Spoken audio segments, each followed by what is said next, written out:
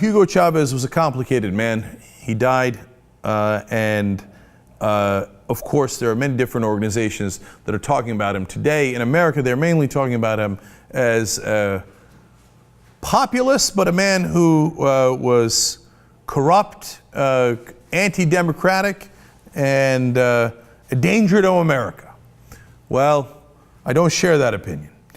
Was there corruption in Venezuela? Yes. Was he a person who clearly had downsides? No question about it. Did I vehemently disagree with him on his treatment of the press? Yes. His treatment of the political opposition from time to time? Yes. Did violence in Venezuela go up? Yes. Did he sometimes seize land from private owners that I totally disagree with? Yes. He did do that. He's not a saint. He didn't do everything right. He's not just a man of the people, okay? He's a complicated character who had many upsides and many downsides. But now let me give you the complete picture of his upsides as well. So, you know, the New Yorker has written a lot about him, John Lee Anderson in particular. Let me give you a quote that he said. He said, "What he has left is a country that in some ways will never be the same, and which other ways is the same Venezuela as ever. One of the world's most oil-rich but socially unequal countries, with a large number of its citizens living in some of Latin America's most violent slums." Now, wait a minute. Most of that is true. There are violent slums, and as I've told you now already 3 times, upsides and downsides to Hugo Chavez. But if you notice, he said one of the most unequal countries. But that's not true at all.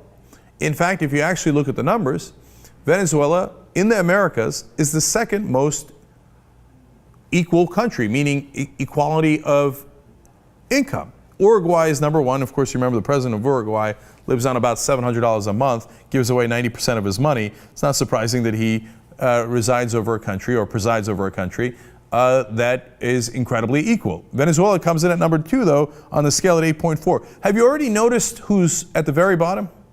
Yeah, that would be us, the United States, at 16.0. On this scale, we are twice as unequal as Venezuela.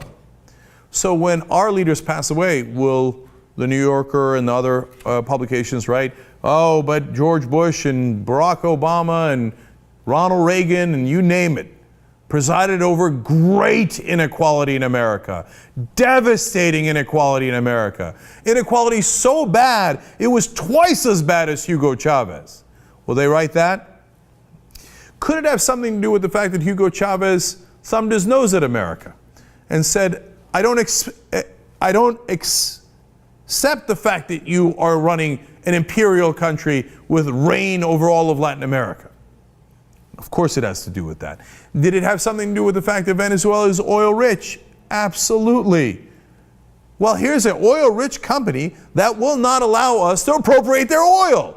What is the matter with them? This Hugo Chavez is dangerous. Now, look, I'm telling you as a person who does not believe in communism. I think the Castro administration in Cuba has set back Cuba literally decades. Castro and Chavez were great friends. I do not agree with them. But you have to have a real picture. So now when you look at poverty, let me show you a chart of that. Extreme poverty in Venezuela in 1999, when Chavez first came into office, was at over 23%. Now it is at 8.5%.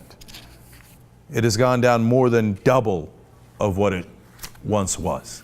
So now the fact that they have oil and got more oil during the Chavez years, of course, helped with that.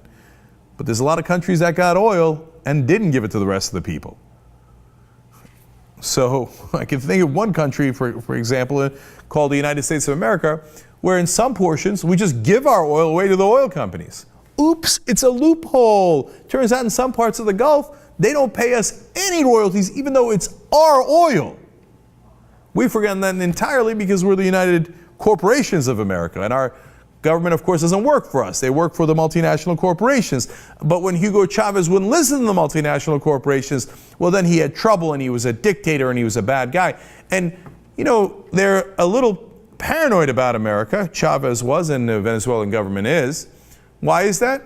Well, that's because we helped to organize a coup in 2002 of Hugo Chavez.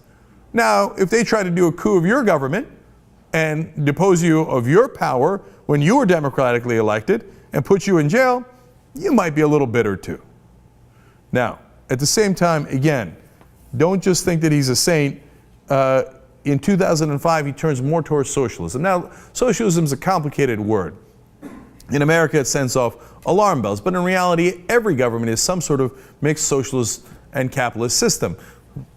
Private industry runs cars, they run sneaker factories, the government runs schools, police, firemen, and many other things, right? There's a post office, but there's private UPS and FedEx.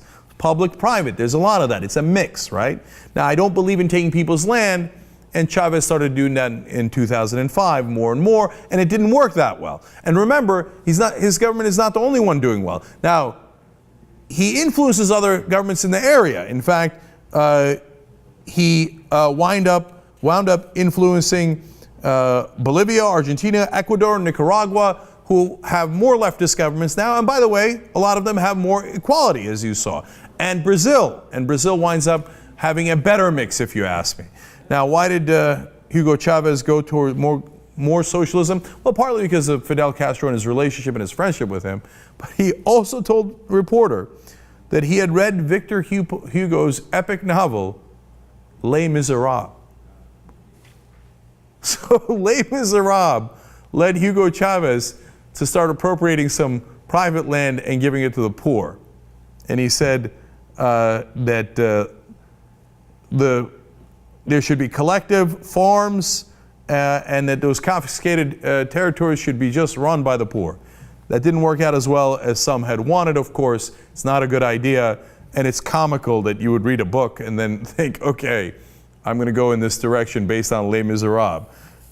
So, a complicated man, but I'll tell you what, the more left-wing governments of Latin America who have defined the United States and have actually cared about their own people, and honestly have struck a better balance than Hugo Chavez did in Venezuela, have shown very good results, including, most notably these days, in the new powerhouse Brazil. So he has left some questionable marks, but he's also left some good marks in the world, and he should be understood in his full context.